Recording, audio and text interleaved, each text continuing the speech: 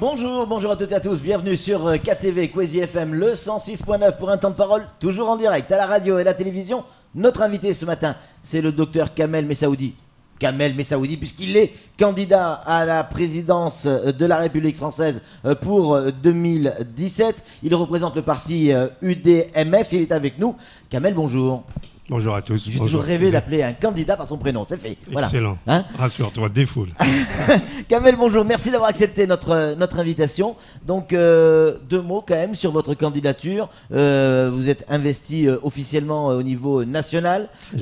On sait qu'il vous faut 500 parrainages pour que cette candidature soit prise en compte au niveau national. Est-ce qu'on en est à combien aujourd'hui ? Alors, bonjour à tous. Merci beaucoup pour l'invitation et l'organisation de Kwezi est à encourager et à profiter aussi pour la développer. Effectivement, alors juste une question sémantique, le parti s'appelle Union des démocrates musulmans français. Voilà, et pas de France. Pas de France. Et des démocrates, et non pas démocratiques comme a dit Beaucher. Non.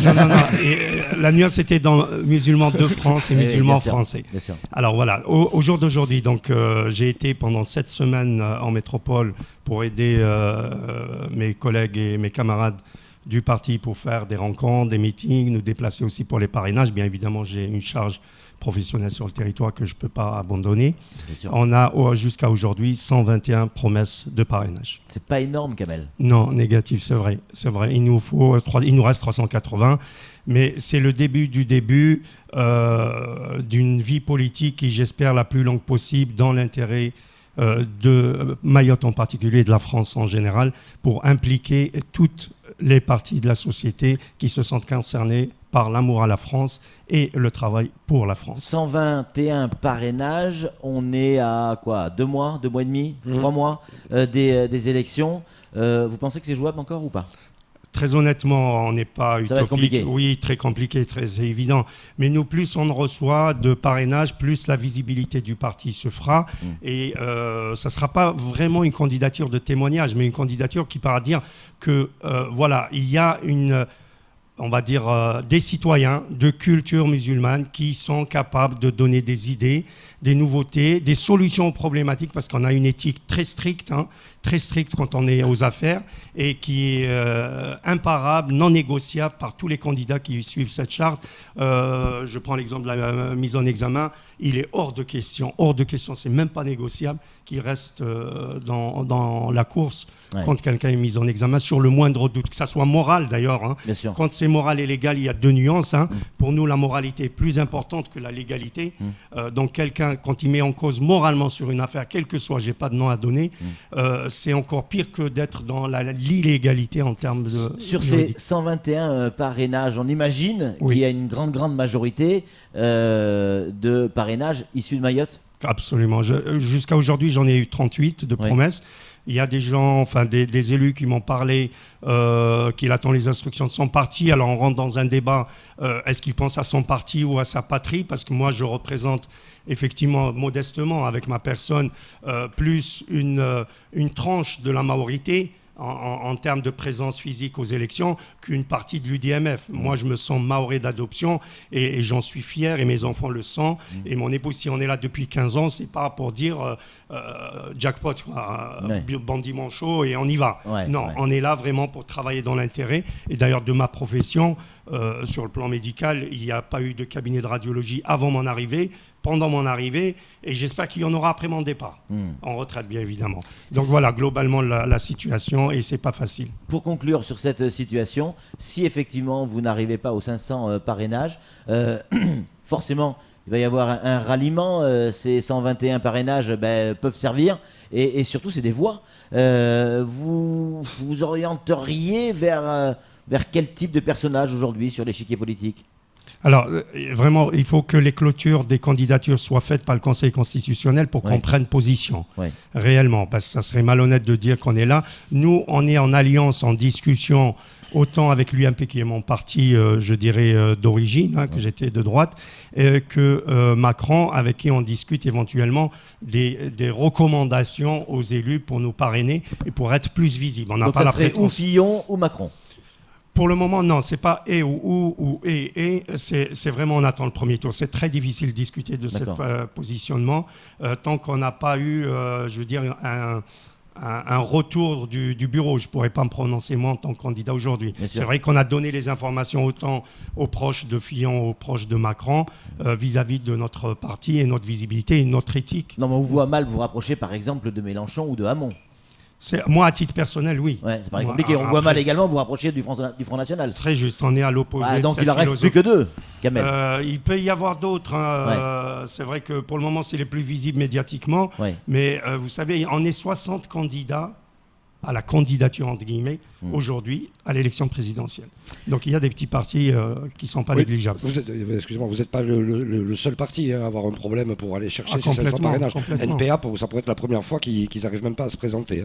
Ça pose problème à pas mal de monde. Alors, 121 parrainages, ok, c'est une chose, ça peut paraître peu, mais c'est déjà ça. Et pourtant, dans un département musulman, ce qui est le cas à Mayotte, il y en a une qui est en train de faire des ravages, c'est Marine Le Pen. On ne vous a pas entendu depuis son passage ici à Mayotte. Comment vous l'expliquez ? Alors, honnêtement, au jour d'aujourd'hui, l'UDMF a moins d'adhérents que le Front National sur le territoire marocain. Incroyable. C'est vrai. Mais nous, on est connus, entre guillemets, depuis le 8 novembre. C'est-à-dire il y a 2 mois, 3 mois. Mais la parole circule correctement. La réception du message me semble aller à la raison et au cœur des Mahorais.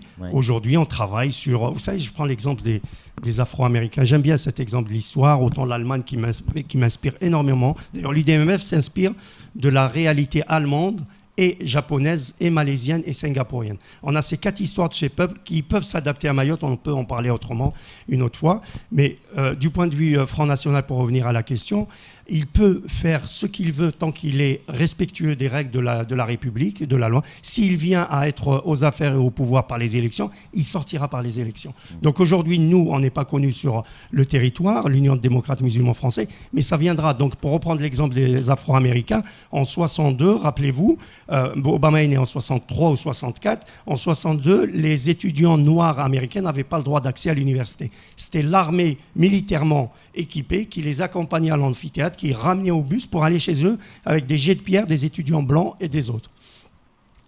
48 ans après, il y a un Américain de couleur noire qui est président de la République. Voilà cette projection. Martin Luther King, qui est un protestant fabuleux, un personnage digne d'être respecté dans tout le temps de l'humanité, a combattu pour ça. Voilà notre objectif, c'est-à-dire on s'inspire de l'histoire et de toute l'histoire humaine pour pouvoir progresser avec nos idées, notre éthique et notre morale et notre culture. Et il y a quand même cette connotation religieuse qui n'apparaît pas forcément dans l'exemple que vous venez de donner. Musulmans français, c'est dans votre appellation. Ça fait quand même une différence. Non, je suis au regret de vous dire non, parce que musulman, c'est à l'opposé. Prenez l'exemple de l'Allemagne. L'Allemagne en 1945. Détruit complètement. Qu'est-ce qui a reconstruit l'Allemagne en 40 ans ? 89, 4e puissance du monde. En 1945, rien sur le territoire, ni armée, ni hôpitaux, ni boulevards, ni autoroutes, ni élite intellectuelle, militaire. Tout a été divisé entre les États-Unis et la Russie. 40 ans après, qu'est-ce qui s'est passé ? Point d'interrogation, 4e puissance du monde. Le mur de Berlin qui tombe, les RDA, l'ancienne République démocratique allemande qui était communiste et la République fédérale allemande qui était capitaliste, réunification. Comment l'Allemagne peut absorber 35 millions en même pas 2 ans et avoir le même niveau de vie et être la première puissance d'Europe ? Dernièrement, en 2016, 1 million de réfugiés en Allemagne. Comment ils peuvent absorber 1 million de réfugiés ? C'est comme si nous, Mayotte, on absorbe les 3 îles. Il y a 1 million d'habitants. Et aucun revenu n'a baissé, pas d'inflation. Donc il y a du génie allemand qui est là. Et la France est d'origine germanique. Il faut reprendre l'histoire d'avant, après Clovis, que les Francs sont venus d'Allemagne. C'est des Germains. Donc ils disent que les Allemands, ce n'est pas des Français. Non, je suis désolé. C'est des êtres humains comme nous. Ils réfléchissent. On reprend l'exemple de Singapour. Singapour, c'est quoi ? C'est une petite île, un petit caillou, 750 km². 2 fois Mayotte. 5 millions d'habitants sur le territoire. Nous, on est 500 000. Où il est le problème ? 4e port du monde, 17e puissance mondiale. Il est où le problème ? C'est quoi votre message ? Ça veut dire qu'il faut un regard plus doux sur l'immigration que ce qui a été dit jusqu'à maintenant ? Non, pas plus doux. Non, pas plus doux, plus humain. Plus humain et réaliste. Si moi, on est dans cette pièce, on est 4. on nous met pendant une semaine à la diète, pas de pain, pas d'eau. Et puis à un moment, on nous jette un bout de pain, 10 grammes. Je vous assure qu'on va s'entretuer pour ça une semaine après, pour le bout de pain. Ouais. Humainement, je parle que sur le plan humanité. Après, il y a derrière l'économie. Il y a tout ce qui peut. On peut y arriver, mais avec la volonté de tout le monde qui vient construire ce pays. Mais est-ce que selon vous, il faut limiter l'immigration à Mayotte ou pas ? Je suis d'accord sur le positionnement suivant. C'est-à-dire mettre, comme on dit, l'image à l'arrêt aujourd'hui. Faire un constat, un diagnostic, où on en est, le pourquoi. Bilan, quoi. Un bilan. Un bilan d'étape. D'accord ? Et réfléchir sur les possibilités de garder ceux qui sont là, de les améliorer pour que la France soit meilleure. Quelles sont les solutions ? J'en ai pas un miracle comme ça au chapeau, sinon ça se saurait. Mais il y a un temps humain qu'il faut accepter. Bien sûr, l'autre partie, entre guillemets, l'arrivant, il faut qu'il sache qu'il est l'invité aujourd'hui.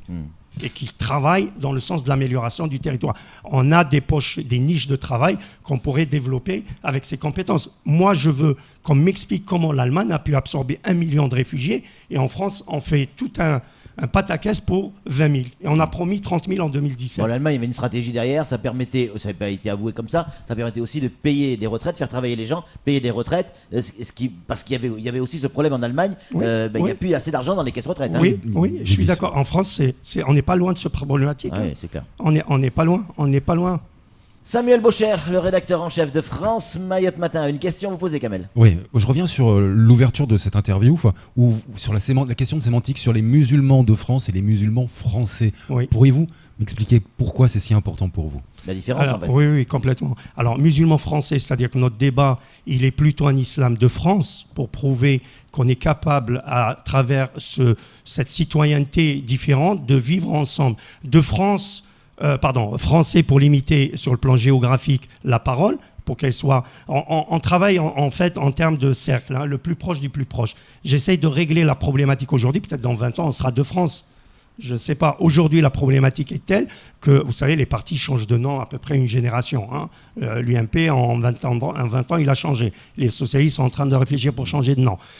Voilà. Donc, pour le moment, on a une problématique pour le musulman français qui n'est pas à l'image de ce qu'il devrait être en théorie, et on essaye de développer ce musulman français pour qu'il soit aux affaires responsable. Cette violence, vous savez, la France, elle a 2 problèmes. Tous les politiques le disent. Elle a un problème avec la drogue et l'islam. Donc nous, on prend cette positionnement parce que quand quelqu'un parle, malheureusement, c'est comme ça. La représentativité de l'islam est donnée à tout le monde. Comme on n'a pas de clergé, tout le monde peut se dire « je suis le ». Et cette image-là, malheureusement, elle est complètement biaisée par le comportement de certains. Et vous savez, il y a 4 écoles dans l'islam. Si on peut prendre, il y a plein de versions. Il n'y a pas qu'un islam. Et nous, on veut un islam, bien sûr, musulman français pour démarrer la citoyenneté. Vous savez, dans juste cette petite 2 chiffres qui sont très, très parlants par rapport d'où on part par rapport à cette idée politique d'éthique et de morale. On a 72 000 détenus de droit commun en France métropolitaine et outre-mer. Sur les 72 000, on a 35 000 de culture musulmane. Et on ne représente même pas 15 à 20% de la population. Il y a un problème. Pourquoi celui qui s'appelle Mohamed maintenant a honte de son prénom ? Il s'appelle Momo. Vous savez, ça joue énormément sur le moral des gens qu'on pense pouvoir donner comme image. Nous, la France, on l'aime et on voudrait l'améliorer dans ce sens-là. Si on y arrive, on est les rois du pétrole. Kamel, vous êtes bien parti parce que vous y contribuez par votre discours. Kamel, quand vous dites musulman français, imaginons, je suis comorien, je ne suis donc pas français, je suis comorien musulman. Ça veut dire que je ne peux pas adhérer à votre parti, je ne suis pas français. Non, le programme est musulman français, le programme. Mais l'adhésion aux idéaux éthiques, quel que soit, s'il vient assister à notre discours et il peut le transmettre à travers son comportement quotidien à la citoyenneté, au bon être, au vivre ensemble, pas vivre ensemble, même faire ensemble, parce qu'on peut vivre ensemble et ne rien faire ensemble.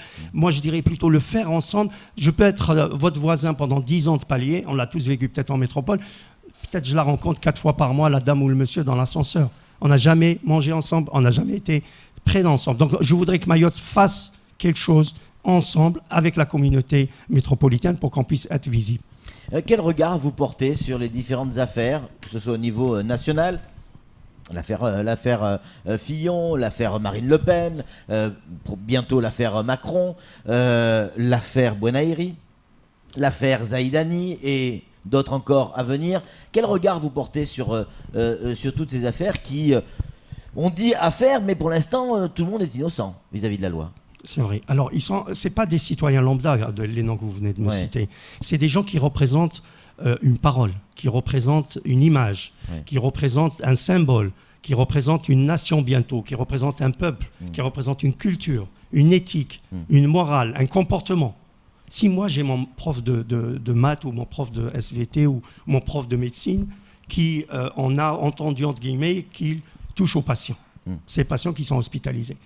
Alors, quelle est la position, moi, en tant qu'assistant à ce patron, dans le service de médecine, de chirurgie, n'importe quel service hospitalier? Il n'est pas à la hauteur d'être à sa place tant qu'il n'a pas prouvé son innocence. Mais vous vous rendez compte, parce que s'il y a de la calomnie, si tout ça s'est inventé, peu importe l'affaire. Non, je parle de mise en examen, pardon. Hein, je parle d'accord. Non. Parce que sinon, on n'est pas mis en examen encore. Non, je parle de mise en examen. Moi, j'ai eu à vivre ça avec un élu avec qui je devais être derrière pour les élections municipales. J'avais proposé clairement lors des débats dans mon ex-famille d'adoption, je dirais UMP, qu'il devait se retirer. Il ne devait plus être en tête de liste. Il doit être éligible, les 4-5 premiers. Mais moi, je ne marcherai derrière que s'il n'est plus tête de liste. Ça a été refusé, je me suis retiré. Je ne peux pas cautionner une mise en examen tant que la loi n'a pas fait la différence entre les deux. Ouais. Voilà, je parle de ça. Je ne parle pas de calomnie, de rumeurs. D'accord. Tout ça, c'est autre chose. Je parle de faits concrets, établis, vérifiés et sanctionnés par un doute juridique. Tolérance zéro. Pardon ? Tolérance zéro. Complètement. Oh, je vais vous donner même une autre chose sur le plan de l'Union des démocrates musulmans français, sur le plan des indemnités. C'est quelque chose de... On n'est pas là pour s'enrichir sur le plan politique. Si aujourd'hui, je gagne 1 500 €, je suis le maire d'une commune ou député, je gagne, entre guillemets. On me donne une indemnité de 5 000 €. À l'UDMF, on refuse que cet élu touche les 5 000 €. Il doit toucher ce qu'il avait avant, jamais plus, toujours le même salaire. Il a vécu 25 ans avec un salaire de 1 500 €. Il continuera à vivre avec. On lui payera bien sûr ses indemnités de transport, de vêtements s'il faut, de représentativité, mais jamais plus. Et ça permettrait d'être sur une égalité, de dire que je ne suis pas là pour m'enrichir, ni prendre du pouvoir. C'est une question de morale. La différence doit donner aux associations, aux pauvres, culturelles, associatives, économiques, remises dans la caisse de la mairie pour construire, payer l'éclairage du stade. Tout ce qu'on peut dire. On démarre avec des choses qui touchent la population dans leur âme la plus profonde, qui est malheureusement l'argent. Il faut y croire encore, on peut encore s'en sortir en France, et notamment à Mayotte. C'est ma dernière question. Hein. Oui. Quand on voit effectivement ce désarroi et ce désamour entre les Français et leurs élus et la politique d'une manière générale, est-ce qu'on a le droit encore d'y croire ? Ma conviction est profonde là-dessus. J'y crois. Ma conviction ? Ma conviction est profonde. Macron, rien à voir. Non, j'ai dit ma conviction est profonde là-dessus, au sens que l'être humain, dans l'homme, j'y crois beaucoup dans l'homme. On est capable effectivement du pire comme du meilleur. Quand on est dans une position... Vous savez, quand il y a un mort, c'est catastrophique. Et malheureusement, quand il y en a 1000, c'est 10 chiffres. On ne sait pas ce que ça veut dire 1000 morts. Donc l'humain est aussi défavorable dans ce comportement qu'un autre comportement. Moi, j'y crois. Mayotte peut tenir un rôle central. Elle peut être un laboratoire de solutions à toutes les problématiques, mais sans exagérer, sans utopie, à la problématique de la France. Autant dans l'islam, dans la délinquance, dans l'immigration, dans l'économie, comment remonter un peuple. Vous savez, quand on fait un acte ici, on peut le publier dans les journaux, les médias, il y a 1,5 milliard d'êtres humains qui sont de culture musulmane, qui regardent Mayotte avec une loupe. Et s'il y a un acte qui soit fidèle aux valeurs humaines, qui soit fait ici, autant par la métropole que ici, en termes de nouveautés, il sera répercuté. Et vous verrez, la nation française, on lui prépare en fait l'UDMF. Je vais vous dire une petite confidence. Conclusion. Volontiers. Alors, l'Union des démocrates musulmans français prépare les 4 prochains siècles en termes d'image pour la France. L'Occident est en déphasage. Mais nous, on prépare. Pourquoi ? L'image du musulman français doit être un porte-drapeau. Vous savez, le musulman, quand il va à la Mecque pour faire le pèlerinage autour il porte un drapeau français. C'est pas pour rien. Cette appartenance à la France est importante en termes de personnalité. On y croit. La France est ce qu'elle est aujourd'hui à travers des hommes. Ce n'est pas des textes de loi qui ont fait la France. C'est notre conviction à la pratiquer, à la vivre ensemble, autant la loi de 1905 que les droits de l'homme, que le préambule de la Constitution française. On discute et on arrivera à une solution. Kamel Messaoudi, merci beaucoup d'être venu sur ce plateau et d'avoir répondu clairement à nos questions. C'est tout pour ce temps de parole. Tout de suite, la suite de nos programmes. Merci infiniment.